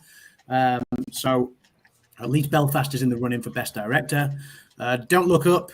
No, hang on. Sorry, I'm looking at the wrong category here. Sorry, give me 2 seconds. I'm going to say Don't Look Up didn't get a... Don't Look Down either. Don't Look Down.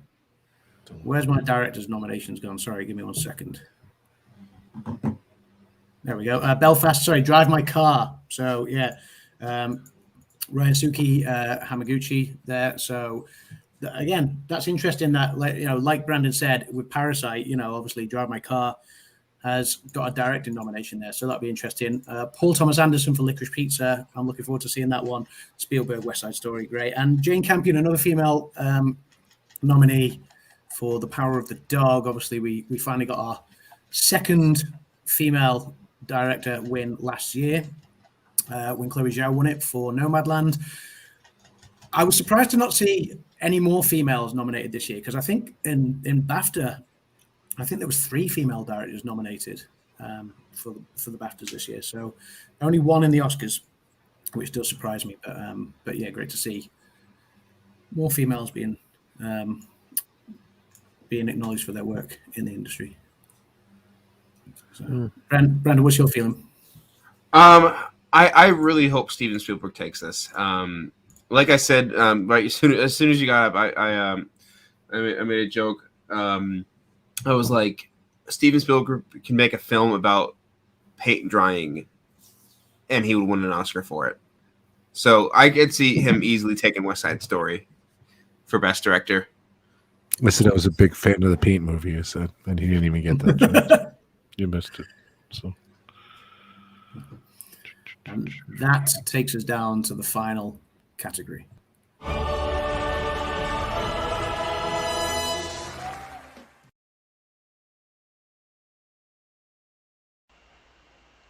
Here are the nominees for Best Picture. Belfast. Coda. Don't Look Up. Drive My Car. Dune. King Richard. Licorice Pizza. Nightmare Alley. The Power of the Dog. West Side Story. All right, the question here is, what movie do I go see first? I want to know your opinion. And do them in order if you have. Which ones have you seen? None of them. None of them. Okay. Okay, so Best Picture. Let's see. Let's see. I mean, I would always recommend if you're going to go and watch some films, like you maybe want to do them in order of from the one that you think you will enjoy the least to the one that you think you might enjoy the most. That seems the logical order. We've done that in years past, yeah. Yeah. So, if with that being said, I mean, I don't know about you guys. I often struggle with films in an international language, so I'm not sure, whether Drive My Car might be the first one you go for. Belfast, I'm not sure how you guys will get on with Belfast and how you'll feel about it. It's a lovely coming of age story, so I enjoyed it personally, but like I say, I know it's not going to be for everyone. Coda, I think, is going to be, a really interesting subject matter. So Don't Look Up is really fun. I will say that. Don't Look Up is really fun. Dune, okay, yeah, really fun as well. And King Richard. Licorice Pizza, I believe, is also a bit of a coming of age story. So I'm looking forward to that one. I have zero expectations, only because I don't know what the film is about, and I like to sometimes go into movies not knowing what these films are about. So Licorice Pizza, Nightmare Alley. Guillermo del Toro not nominated in the directors category, which is interesting. So, but yeah, I'm looking forward to seeing Nightmare Alley. I know it's a thriller, so I'm looking forward to that. Power of the Dog I've seen already. Like I said, it's a very slow burner, but with a good payload at the end. A West Side Story I'm very much looking forward to seeing. So. Tick Tick Boom took a huge snub here. Yes, I thought Tick Tick Boom might get Best Picture nomination. Like I've been praising House of Gucci this whole evening or afternoon, but I don't want House of Gucci in the Best Picture category because it's not a Best Picture worthy. Tick Tick Boom is Best Picture worthy, and I'm actually kind of mad that they didn't nominate it, but they put Don't Look Up in there. Like I get they're like being diverse with the whole putting comedy in there, but you could have done better. You could have chosen Tick Tick Boom easily, but I can't. I don't want to say who I would pick for Best Picture just yet because I haven't seen all 10 films. I've seen about half of them. So once I see all of them, I'll have like a consensus choice, you know? Yeah. Just going back to the chat. So Grace said, didn't what's her name with the war movie years ago? She was married to James Cameron, win Best Director. Catherine something. Rob's got it already. Yeah, Catherine Bigelow. Yes, she did win it for The Hurt Locker. Yeah. And then Chloe Zhao was the second director last year. Did I say first? I thought second. But yes, sorry, Brandon, going back to your point. I was surprised to see Tick Tick Boom not nominated for more, but then it was completely snubbed at the BAFTAs. So I was just pleased to see it get a couple of nominations for the Oscars. So, Rob, any thoughts on what you're going to see first? Well, West Side Story, it's not out yet at home, and I don't think I have Drive My Car. I don't know if that's out. Maybe it's out. I want to see Belfast bad. I want to see Dune bad. I want to see King Richard bad. I want to see West Side Story, and I really want to see Nightmare Alley because it's a murder mystery. Nightmare Alley, obviously. I like those kind of movies. Nightmare Alley is not a murder mystery. Oh, I thought it was. Oh, okay, never mind. No, it's a thriller, I believe. Crime thriller. It's kind of like a thriller. That's what I meant, like a thriller. Yeah. It's two circus acts that basically take off and do their own thing. It's interesting. Okay, I'll say that. So those movies: West Side Story, Nightmare Alley, King Richard, Dune, Belfast, and then I would say Licorice Pizza, and then the rest I would watch. But I want to see Don't Look Up too. Yeah, I heard it's not great, but I want to see it. So. No, I really enjoyed Don't Look Up. It was good fun. So that's one I would watch again quite happily. So. But I'm going to watch all 10. So like I did last year, I actually did. I think I watched like 16, 17 last year. So probably be about the same this year. So I've not counted the amount of different pictures this year, but you were like in the 50s or 60s one year. So it's unbelievable between shorts and movies and stuff. And you're incredible. We'll see. Last year was definitely the most I watched, but then they were more readily accessible last year because obviously they pushed a lot more to streaming. So. It just seems like it's weird because don't they have to be out by a certain time to be eligible? Like, don't they have to be out by the end of the year or something? Yes, I can't remember what the cutoff period is, but yes, like the shelf life now is like a month. So like, they need to be out by a certain time, and normally the criteria would be that they need to have at least. Is it a 1 or 2 week run in theaters in Los Angeles County with showings 3 times a day? I know last year they dropped that criteria because of the pandemic. I'm not sure whether they still dropped that this year or whether they brought that rule back. So did Don't Look Up premiere in theaters? Did they have a run? They had. They normally they do. Like The Irishman had a very limited run, and so did Mank. Because that came out quite early last year. So they normally have a limited run to qualify, and then they'll go to streaming. So yeah, they just hit they must have just did it for a quick thing because they only racked in 1.5 million at the box office domestically. Yeah. I think worldwide actually. Yeah. So there we go. So that's all of the Oscars nominations. Obviously, we'll talk more about once we see these movies and we have more hype and everything. So. Yeah. Any surprises for you, Rob? Just exactly what you guys said. There's a couple that I didn't think. No surprises that are there. Just surprises that just didn't make it. So.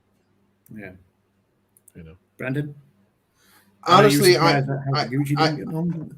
know that there are a lot of films that do deserve this, but there's a couple films in here that just don't deserve that many nominations.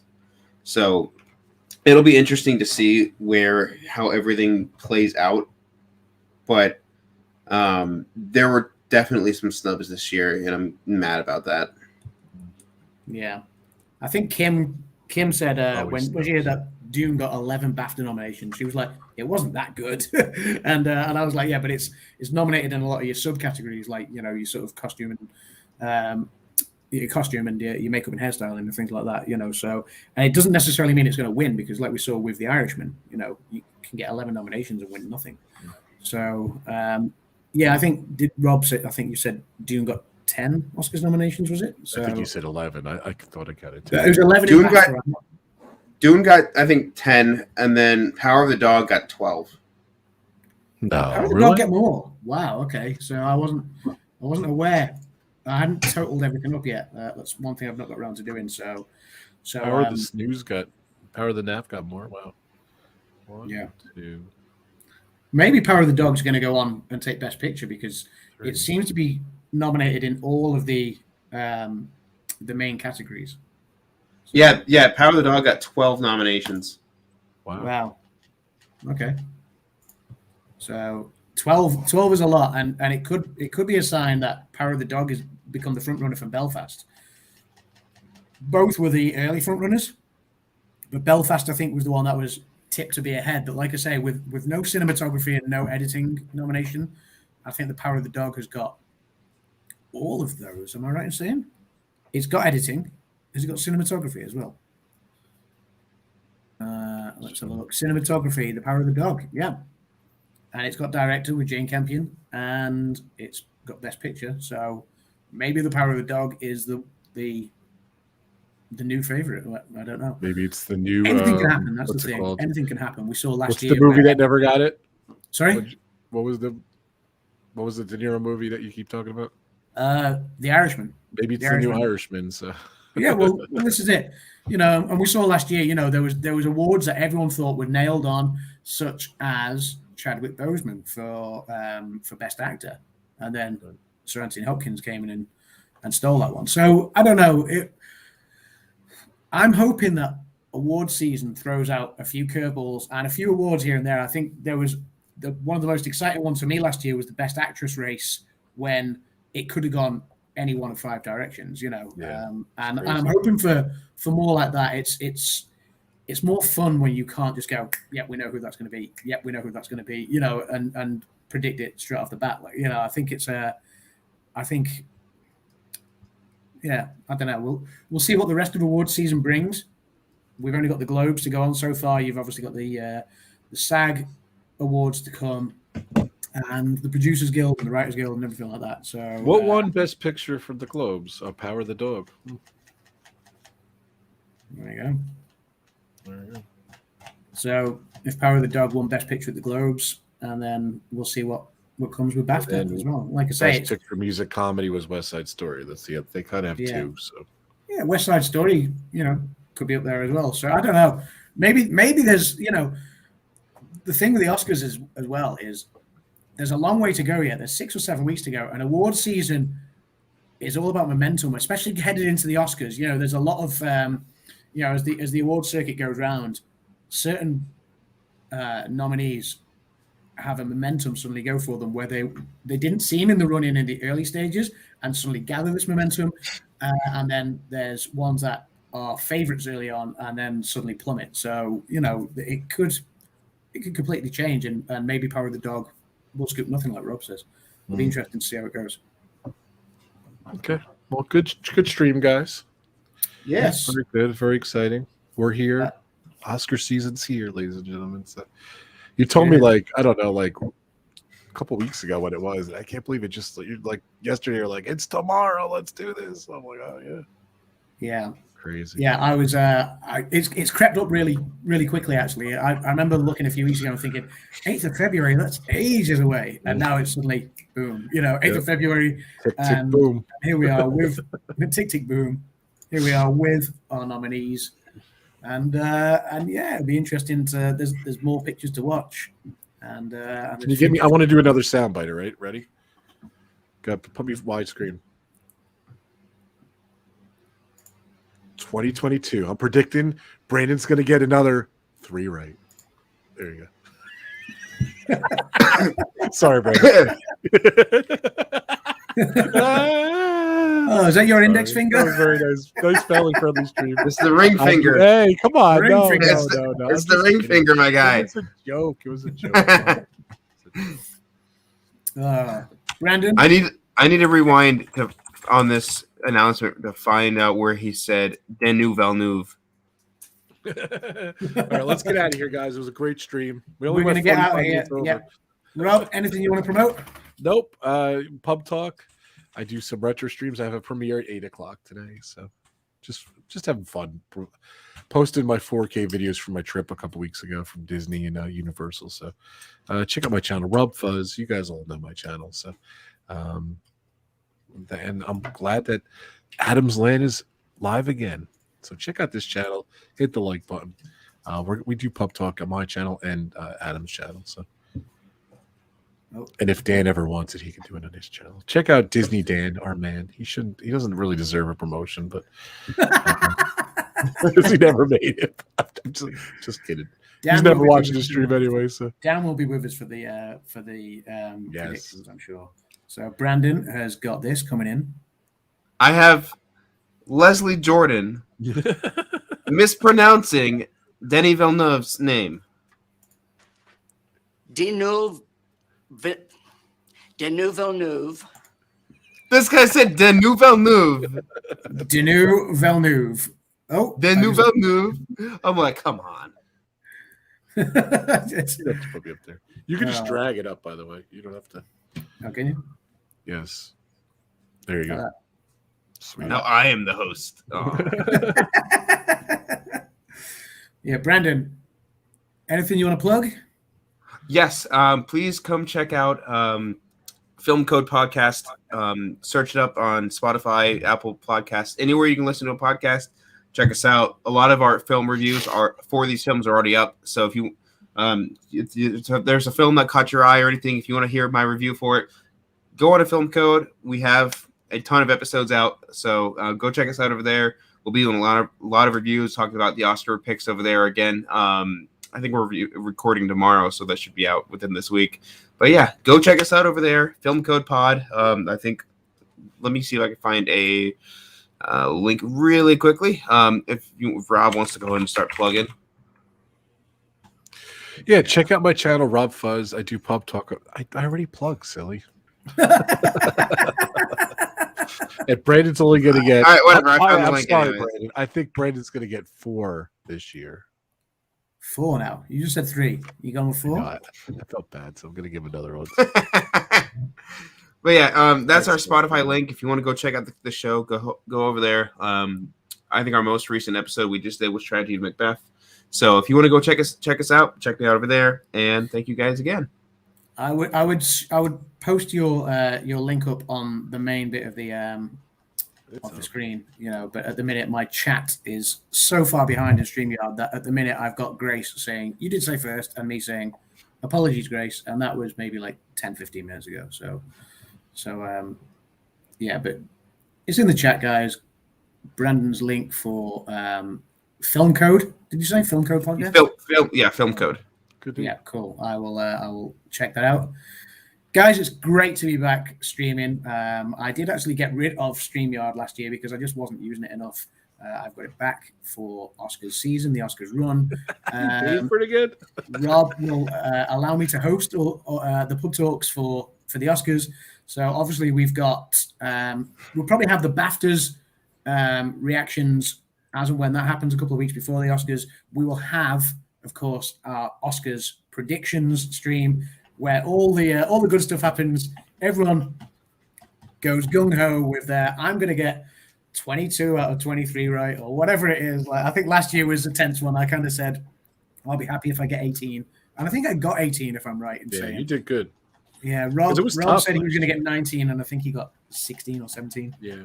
So, but yes, it's great to be back on YouTube. It's great to be back streaming, and it's great that Oscars season is back. This seems to be the only time I actually do anything these days.